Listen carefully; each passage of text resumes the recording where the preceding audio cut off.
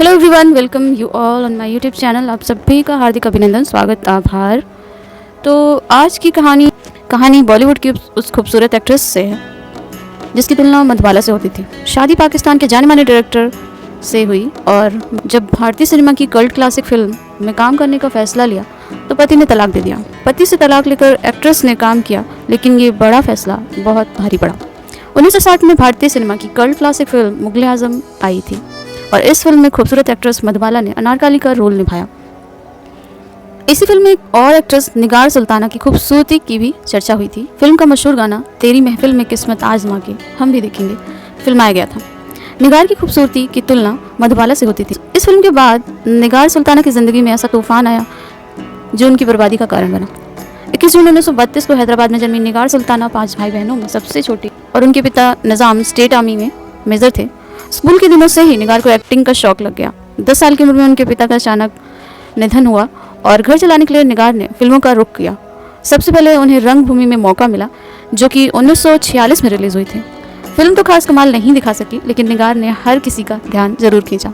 निगार की अपनी खूबसूरती देख शोमैन राज कपूर ने 1948 में अपनी डेब्यू फिल्म आग में रोल दिया। यहीं से उनकी किस्मत खुली और फिर उन्हें बाजार, पतंगा, शीश महल, दमन, मिर्जा गालिब जैसी कई बेहतरीन फिल्मों में काम करने का मौका मिला। फिल्म इंडस्ट्री में काम करने के दौरान निगार सुल्ताना की मुलाकात पाकिस्तान के मशहूर डायरेक्टर और प्रोड्यूसर एसएम यूसुफ से हुई।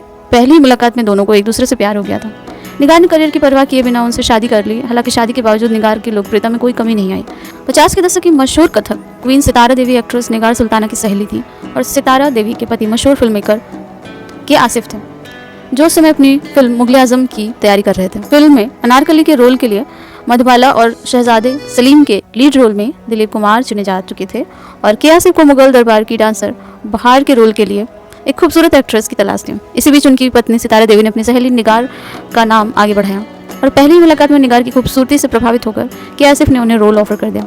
निगार के पति यूसुफ नहीं चाहते थे कि वो इस फिल्म का हिस्सा बने। निगार भी इस फिल्म को करने पर अड़ गई और पति के लाख समझाने पर भी जब निगार नहीं मानी तो पति ने उनके सामने 2 विकल्प रखे।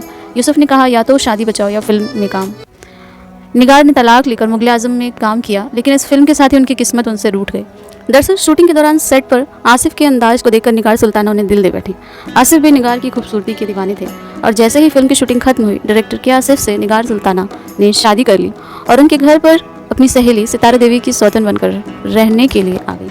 सितारा देवी के आसिफ की दूसरी पत्नी थी और इस तरह से निगार उनकी तीसरी पत्नी बनी और इस निकाह से निगार ने बेटी हिना कौसर को जन्म दिया।